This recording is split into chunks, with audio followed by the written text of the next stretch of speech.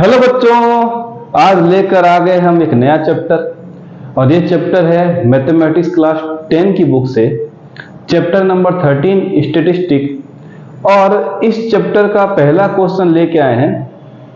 और पहले क्वेश्चन या इस एक्सरसाइज की बात करें 13.1 की, तो सारे के सारे क्वेश्चन मीन से रिलेटेड है। और आज हम मीन को भी अच्छी तरीके से सीख लेते हैं कि कहां पर किस फॉर्मूले को अप्लाई करना है। इसमें टोटल 3 फॉर्मूले हैं और तीनों को हमें कहां कहां अप्लाई करना है वो भी आज हम सीखने की कोशिश करते हैं। फिलहाल हम आज एक ही फॉर्मूला अप्लाई करेंगे, क्योंकि इस क्वेश्चन के हिसाब से जो सुटेबल होगा वही मेथड हमें अप्लाई करना है। जैसे जैसे हम आगे बढ़ेंगे इस एक्सरसाइज में, तो मीन के जो नए नए फॉर्मूले आएंगे वो भी हम अप्लाई करना स्टार्ट कर देंगे। तो चलिए वीडियो शुरू करते हैं। मेरा नाम है गौरीशंकर माहेश्वरी और आप देख रहे हैं आपका अपना चैनल जीएसएम सर। तो बच्चों, शुरुआती क्वेश्चन काफी बड़ा दिख रहा है और ध्यान रखिएगा, बड़े क्वेश्चन का सॉल्यूशन बहुत ही छोटा आता है। तो क्वेश्चन देख के डरिए मत, बहुत ही इंपॉर्टेंट चैप्टर है और सबसे ज्यादा मार्क्स वाला भी चैप्टर यही है।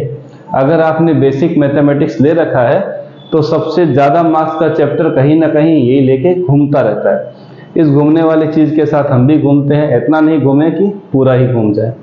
क्वेश्चन नंबर 1 बच्चों 13.1 में लिखा है, सर्वे was conducted by A group of student as a part of their environment awareness program in which they collected the following data regarding the number of plants in 20 houses in a locality. Find the mean number of plants per house. अब क्या हुआ है कि group of student है। बेचारे groups को क्या होता है, स्टूडेंट्स को क्या मिलता है, अच्छे अच्छे काम मिलते हैं, कलेक्शन करना होता है डाटा को।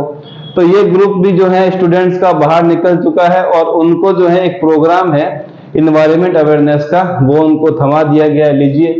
और वो क्या करते हैं, कलेक्ट करते हैं डाटा को, और वो डाटा है बच्चों प्लांट से रिलेटेड, जो कि 20 घरों में सर्वे करके वो लोग ढूंढ के लाते हैं। हमें बताना है कि जो हमारे पास मीन नंबर ऑफ प्लांट आएंगे, मतलब एक घर में कम से कम कितने प्लांट होंगे। मीन प्लांट मतलब एवरेज प्लांट हमें निकालना, मीन का दूसरा नाम बच्चों एवरेज है। तो हमें एवरेज निकालना है कि एक घर में कितने प्लांट होंगे। तो क्वेश्चन में बच्चों एक बड़ा सा हेडलाइन दिया हुआ है। अब हमें सबसे पहले जो बच्चों समझना है कि जो पहला वाला कॉलम होता है बच्चों, ये हरदम रिप्रेजेंट करता है क्लास इंटरवल को, क्लास इंटरवल। चलिए ठीक है, चलिए ठीक है सर। और दूसरा वाला नंबर हरदम फ्रीक्वेंसी को रिप्रेजेंट करता है, वो भी आप याद रखना। फ्रीक्वेंसी का मतलब है कौन सी चीज कितनी बार रिपीट हो, नंबर कितना है रिपीट हो रही है, कि ये जो नंबर है कितनी बार आया है, कितनी बार रिपीट हो रहा है, कितने टाइम है, ये सब होता है बच्चों फ्रीक्वेंसी में। इसको रिप्रेजेंट करते हैं स्मॉल एफ से। तो 2 कॉलम से हमारा काम हो जाएगा। हमें एक कॉलम और फाइंड करना पड़ेगा जो हम इस पर्टिकुलर क्वेश्चन से फाइंड करते हैं। पर याद ये रखना है, पहला कॉलम क्लास इंटरवल का, दूसरा नंबर कॉलम फ्रीक्वेंसी का, तीसरा कॉलम जो हम बनाएंगे वो भी फिक्स है, वो आपको याद रखना है, वो होगा बच्चों मिड पॉइंट का, वो भी आपको याद रखना। मैं बच्चों अब टेबल बनाना शुरू करता हूं वीडियो को शुरू करते करते। तो कहीं ना कहीं इस वाले पार्ट को मैं बच्चों हटा देता हूं। ये लीजिए, इस पार्ट को मैं हटा रहा हूं क्योंकि मैं टेबल यहीं से शुरू करने वाला हूं। यहां पर बना देते हैं बच्चों एक लाइन, लिखते हैं number of student, number of plant, sorry number of plants. ठीक है सर। दूसरा कॉलम बनेगा बच्चों number of houses, number of houses. तीसरा बच्चों कॉलम आएगा मिड पॉइंट का, मिड पॉइंट। चलिए ठीक है सर। तो नंबर ऑफ प्लांट्स की बात करें तो बच्चों गिवन है, यहां पर बना देते हैं 0-2, फिर आएगा 2-4, फिर आएगा 4-6, 6-8, 8-10, 10-12 और 12-14। चलिए यहां तक भी ओके सर। थोड़ा अच्छा अच्छा लाइन बना दिए सर, टेढ़ा टेढ़ा लाइन हो रहा है। ये लीजिए सीधी सीधी लाइन बनाते हैं, ये वाला बनाते रहेंगे लाइनें। ये लीजिए, यहां के बाद बच्चों हमें क्या करना है, नंबर ऑफ हाउसेस गिवन है 1, 2, 1, 5, 6, 2, 3। इसको हमने बच्चों बोला है एफ। चलिए ठीक है। तो नंबर 2 में जो भी मिला है उसका हमें क्या करना होता है बच्चों, सम करना होता है। सम को हम लिखते हैं ऐसे, इसका साइन का नाम है सिग्मा या फिर समेशन। इस सिंबल को क्या बोलते हैं बच्चों, सिग्मा या फिर समेशन। इसका मतलब होता है जो भी उस कॉलम में है सबको प्लस कर दीजिए। किसके प्लस करना है, एफ। क्या बच्चों नाम इसका एफ है, तो सिग्मा एफ का मतलब जो भी आपको एफ में मिल रहे हैं सबको प्लस कीजिए। मिलेगा 3 + 1 4, 4 5 9, 6 15 और 5 20। चलिए यहां पर तो ठीक है। अब आते हैं मिड पॉइंट। तो बच्चों मिड पॉइंट किसका निकालना है, पहले वाले कॉलम का, और मिड पॉइंट का नाम है बच्चों x। और हम रिप्रेजेंट करते हैं इन नंबरों को i की फॉर्म में, तो यहां लिखेंगे i, तो यहां पर भी लिखेंगे i।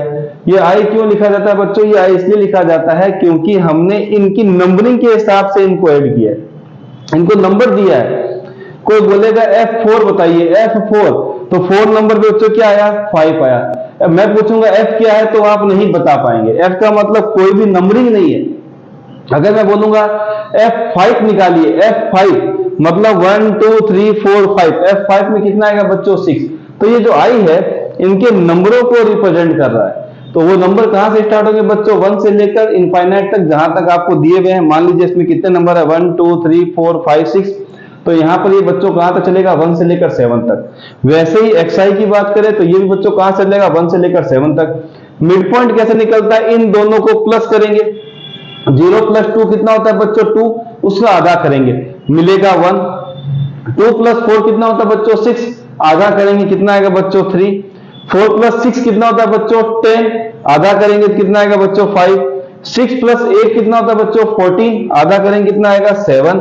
8 + 10 कितना होता है बच्चों, 18, आधा करेंगे कितना आएगा, 9। 10 + 12 कितना होता है बच्चों, 22, आधा करेंगे कितना आएगा, 11। 12 + 14 कितना होता है बच्चों, 26, आधा करेंगे कितना आएगा बच्चों, 13। तो इतना करने की रिक्वायरमेंट भी नहीं थी क्योंकि इन सब के बीच में गैप बच्चों कितने का आ रहा है, 2 2 का आ रहा है। तो आप देखिए पहले 1 फिर 3, 2 प्लस किया, फिर +2, 5 + 2 7, ऐसे ही करके चलता रहेगा। अब बच्चों हमें पूछा है कि कौन सा मेथड यूज करेंगे। तो जब बच्चों डाटा देख रहे हैं काफी छोटा सा दिया हुआ है, जब डाटा छोटा हो तो आपको सिंपल सा एक ही मेथड यूज करना है, और उस मेथड का नाम है बच्चों direct method. Direct method mean निकालने का ये मेथड आपने यूज क्यों किया सर, क्योंकि आप देखेंगे तो डाटा काफी छोटा छोटा दिया हुआ है। अगर f और x की वैल्यू छोटी हो तो डायरेक्ट मेथड सबसे आसान है, तो हम वही वाला मेथड अप्लाई करते हैं। अब हमको बच्चों एक तीसरा कॉलम के बाद चौथा भी लेना पड़ेगा, पर उससे पहले हम डायरेक्ट मेथड को देख लें कि क्या होता है बच्चों। चलिए डायरेक्ट मेथड को देखते हैं। यहाँ लाइन बना देते हैं अच्छी सी, एक छोटी सी लाइन, टुच्ची सी लाइन बनाएंगे बच्चों, fi × xi। चलिए डायरेक्ट मेथड है बच्चों मीन निकालने का। मीन के लिए सिंबल है x बार, क्या है बच्चों, साइन x बार। मैं इसको नीचे लिखता हूं, मीन को हम रिप्रेजेंट करते हैं बच्चों x बार से। ओके सर, इसका फॉर्मूला है बच्चों sigma fi xi upon sigma fi। और हम सिग्मा fi को बच्चों नंबर ऑफ भी बोलते हैं, n से भी रिप्रेजेंट करते हैं, वो याद रखिएगा। अगर आप यहां पर n लिखते हैं तो भी ये गलत नहीं है, पर बुक में फॉर्मूला इसी फॉर्मेट में, तो याद रखिए इसी को ही लेके चलना है। पर सिग्मा fi को बच्चों हम किससे रिप्रेजेंट करते हैं, n से। आने वाले एक्सरसाइज में ये वाला थोड़ा गायब होगा, ये वाला ना शुरू हो जाएगा। नंबर 2 के सम को हम n भी बोलते हैं और सिग्मा fi बोलते हैं, वो आप थोड़ा याद रखिएगा। चलिए बच्चों यहां पर हम लोग आ गए पूरा फॉर्मेट को, फॉर्मूले को अरेंज करने के बाद सिग्मा fi तो हमें मिल चुका है चुटकियों में। अब हमें fi xi निकालना है। अब बच्चों fi xi निकालना है तो क्या करना पड़ेगा, हमें दूसरा और तीसरे कॉलम को मल्टीप्लाई करना पड़ेगा। तो 1 को 1 से मल्टीप्लाई करेंगे तो 1 आएगा। चलिए सर 2 को 3 से, ये 2 ऊपर क्यों चला गया, नीचे लिख देते हैं। 2 को 3 से मल्टीप्लाई 6, 1 को 5 से मल्टीप्लाई 5, 5 को 7 से 35, 6 9 जा 54, 2 11 जा 22, 13 3 जा 39। यहां पर बच्चों हमें रुक जाना है क्योंकि हमें यहां भी सिग्मा निकालना, समेशन निकालना है। हम लिख देते हैं बच्चों sigma fi xi is equal to, इनको प्लस करना पड़ेगा तो 9 और 2 11 और 4 15, 15 और 5 20, 25, 25 और 6 31 और 1 32। कैरी आ गया बच्चों 3, 3 और 3 6 और 2 8, 8 और 5 13 और 3 16। बच्चों आ गया 16 162। दिखाई दे रहा है कि एक बार देख लिया जाए वीडियो को। बहुत बढ़िया, मैं इसको यहां भी लिख सकता हूं, कोई दिक्कत नहीं है। इसको मैं यहां लिख देता हूं, अच्छा लगेगा। Sigma fi xi is equal to 162। अब नेक्स्ट कॉलम बनाना ही नहीं क्योंकि हमें 2 ही चाहिए। fi xi आ गया, सिग्मा fi ये भी आ गया, i लिख देते हैं। फॉर्मूले में वैल्यू हम लिख देते हैं फटाफट। ये लीजिए बच्चों, आ गया हमारे पास 162 डिवाइड में कितना आ गया बच्चों 20। इसको डिवाइड करते हैं तो बच्चों क्या मिलेगा, एक बार जीरो को हमें याद नहीं रखना है। अब अगर हम इसको 2 से डिवाइड करते हैं तो बच्चों कितना आएगा 81, 81 2 जा 162। अब एक जीरो है तो एक नंबर के पीछे से पॉइंट लगाइए, थोड़ा बड़ा लिख देते हैं। ये लीजिए एक नंबर पहले पॉइंट लगाइए, कितना आ गया बच्चों 8.1। ये आ गया आपका मीन। तो हम यहां पर एक क्वेश्चन दिया उसको भी लिख देते हैं। We use direct method. क्यों डायरेक्ट मेथड यूज किया गया बच्चों, because the value of f and x is small. अगर वैल्यू f और x की वैल्यू छोटी है तो आप क्या अप्लाई करेंगे बच्चों, डायरेक्ट मेथड। ये था क्वेश्चन नंबर 1 13.1 का। मिलते हैं इसके नेक्स्ट क्वेश्चन के साथ अगले वीडियो में।